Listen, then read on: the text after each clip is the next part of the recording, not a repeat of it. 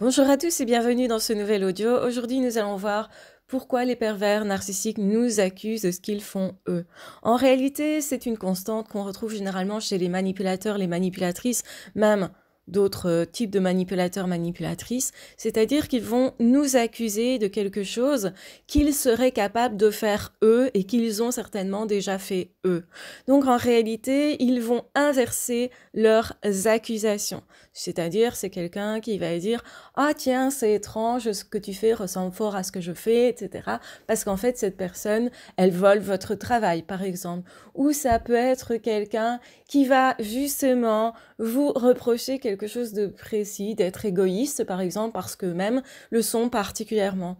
Ils vont vous dire « Tu ne penses qu'à toi. » En fait, c'est eux qui pensent qu'à eux. Ils vont vous dire « Eh bien, tu serais capable de me tromper. » Parce qu'en fait, c'est eux qui vous trompent. Et en réalité, c'est parce qu'ils savent que c'est possible, parce que eux le font, qu'ils pensent que vous n'avez pas plus de morale qu'eux. Et c'est ça qu'il faut comprendre, c'est que ça parle d'eux et que ça parle pas de vous. Et que vous allez vous poser la question, mais pourquoi cette personne pense ça de moi, alors que justement j'ai une morale, alors que justement je suis clean, alors que justement je n'ai jamais fait ce genre de choses, et que justement si eh bien, vous remarquez leurs attitudes qui sont justement immorales, eh bien là, eh ben, vous ne saurez pas comment réagir et vous allez être écœuré parce que vous allez vous dire, mais c'est pas possible qu'on fasse quand même ça. C'est pas possible que cette personne se permette tout ça. C'est pas possible que cette personne soit vraiment comme ça.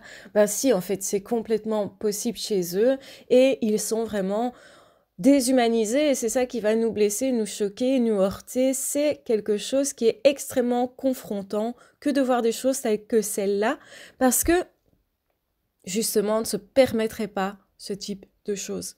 Parce que justement nous, jamais on a été faire ce qu'ils disent qu'on fait, en fait. Et donc on va passer plus de temps à essayer de rétablir l'équilibre, c'est-à-dire se montrer tel que nous sommes en espérant que l'autre dise bah, c'est vrai, je me suis trompée, tu n'es pas comme ça. Parce que pour nous, c'est évident. Et on ne comprend pas qu'à aucun moment, justement, la personne avoue qu'on n'est vraiment pas comme ça. Au contraire, le pervers narcissique ou la perverse narcissique, ça va l'énerver de voir qu'on est fiable, qu'on est fidèle, qu'on est honnête et qu'on ne ferait pas ce type de choses-là. Et que même si on faisait quelque chose, ce serait plutôt pour essayer de résoudre le problème. Par exemple, au niveau du travail, on va essayer de parler et dire, mais en fait, t'as vu ce que tu fais, ça ne va pas, donc arrête en fait. Mais le pervers narcissique ne va pas arrêter, il va continuer. Donc finalement, la seule possibilité que vous aurez, c'est justement d'arrêter cette personne-là avec la justice ou avec justement, eh bien, un organisme de droit, un organisme qui peut remettre les choses à leur juste place. Et c'est pour ça qu'on fait plus facilement appel à la police, à la justice, ou à quelque chose d'extérieur qui représenterait la loi. On peut essayer de faire appel à un supérieur au travail, par exemple, ou à la famille, en espérant que, justement, il y ait quelqu'un qui soit le gardien de cette morale que le pervers narcissique, la perverse narcissique n'a pas. Et donc, ils vont vous attribuer des comportements immoraux, irresponsables, etc., alors que ce sont leurs propres comportements. Ils vont même vous accuser d'être pervers narcissique en disant « Haha, eh bien, cette personne, vraiment, elle cherche misère aux autres, donc elle ennuie les autres. On voit bien que avec cette personne-là, les choses dysfonctionnent, alors qu'en fait, ils parlent d'eux. Mais ils vont toujours attribuer leur mauvais côté aux autres, parce que quelque part aussi, ça leur permet de nier ce côté-là chez eux et de croire que ça existe chez tout le monde. Donc ils vont dire des phrases telles que tout le monde est toxique ou tout le monde fait ça. Par exemple, tout le monde recopie tout le monde ou tout le monde fait du mal à quelqu'un. Non, non, mais on est tous toxiques. Non, non, mais on manipule tous, hein.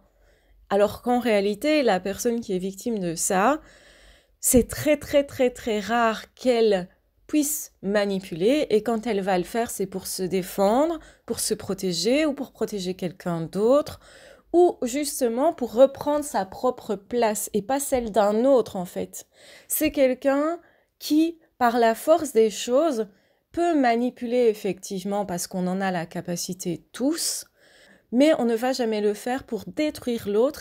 Et même quand on sait que l'autre est extrêmement mauvais, généralement on a du mal à remettre les choses justement à leur juste place, à se défendre, à porter plainte ou justement à mettre les choses en lumière, à parler de ce qui dysfonctionne. On va dire, en fait c'est cette personne-là qui fait ceci et en fait on a peu de niaque pour aller agresser, attaquer l'autre parce que nous, c'est pas notre nature.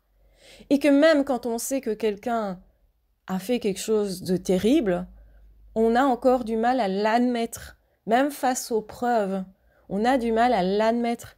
Et c'est ça toute la difficulté pour se défendre. Donc on n'arrive pas trop à se dégager de l'emprise parce que on cherche une humanité là où elle n'est pas. On se dit non, c'est pas possible. Cette personne, elle a fait ça, mais c'est par égarement, ou c'est par tristesse, c'est par souffrance. Enfin bref, on va lui attribuer d'autres raisons que celle de vouloir détruire, faire mal, blesser et être mauvais, en fait. Et c'est une grosse et grave erreur parce qu'ils vont se servir de nos doutes, en fait, pour continuer. Pour continuer parce que ils vont pas s'arrêter. De un, parce que ça leur fait du plaisir à eux. De deux, parce que s'ils arrêtent par exemple de prendre votre travail et de vous utiliser, ils paraissent hyper nuls. Et donc c'est pas ce qu'ils veulent. Ils ne peuvent pas égotiquement justement arrêter.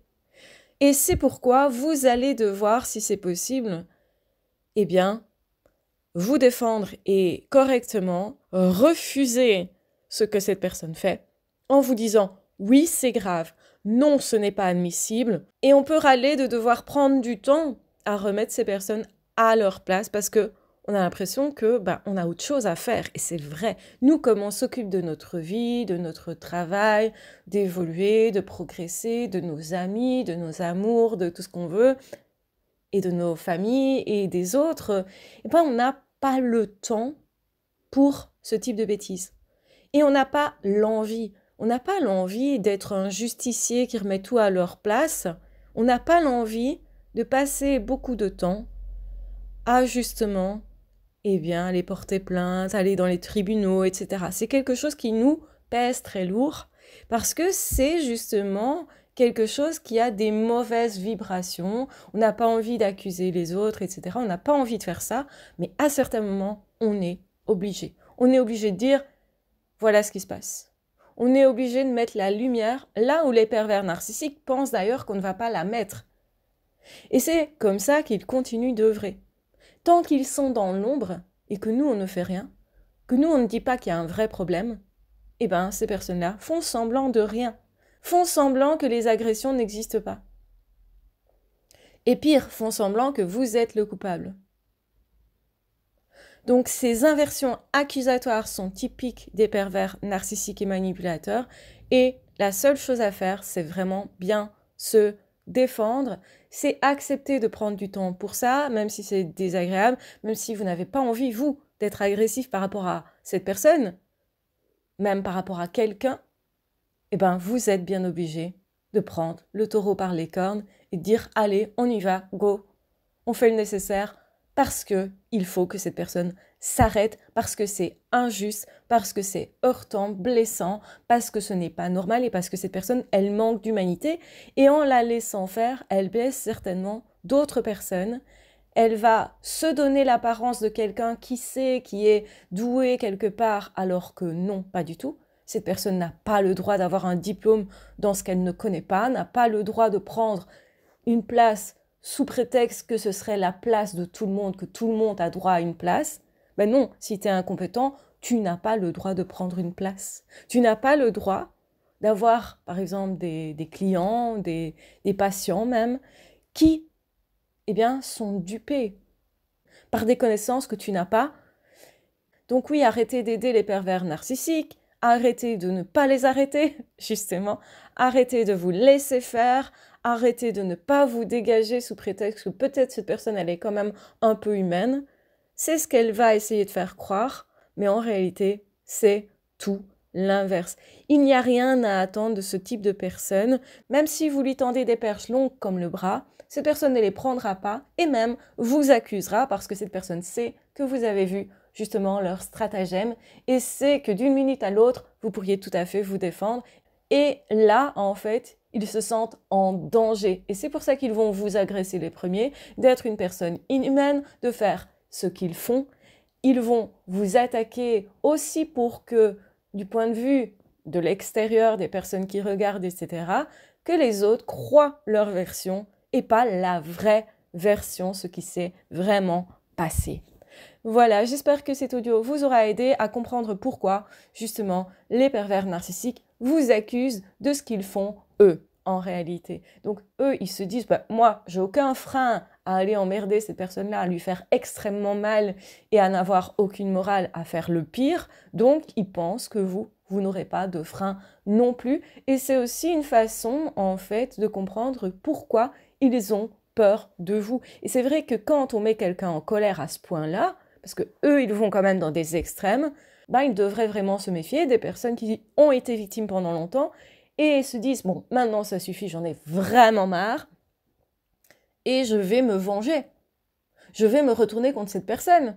Parce qu'en fait, elle le mérite. Pas parce que moi, justement, je suis une mauvaise personne, mais peut-être parce que je suis une justicière, parce que j'ai besoin de quelque chose de juste, parce que j'ai besoin de quelque chose de vrai. Et c'est souvent le cas des hauts potentiels, donc effectivement, qui deviennent dangereux pour les pervers narcissiques à ce moment-là précisément, à ce moment-là où ils décident de mettre de côté leurs émotions positives pour les autres, leur côté altruiste, leur côté à vouloir toujours comprendre pourquoi les autres agissent comme ils s'agissent de façon à leur trouver des excuses. Eh ben oui, quand on met de côté les excuses, les pervers narcissiques n'ont plus aucune chance et la personne HP va justement arrêter d'être au service du pervers narcissique qui utilise forcément ses capacités pour se faire passer pour compétent là où le pervers narcissique ou la perverse narcissique ne l'est pas, ne l'a jamais été et ne le sera jamais. Non, tout le monde ne mérite pas une place.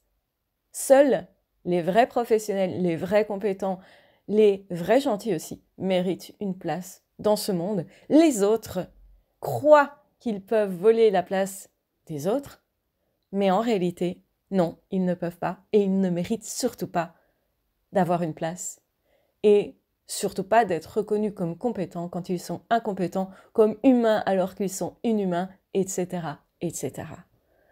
Donc voilà, je vous embrasse bien fort, je vous aime très fort, prenez bien soin de vous et on se retrouvera très vite dans d'autres audios ou dans d'autres vidéos. Ah, ciao, bye bye!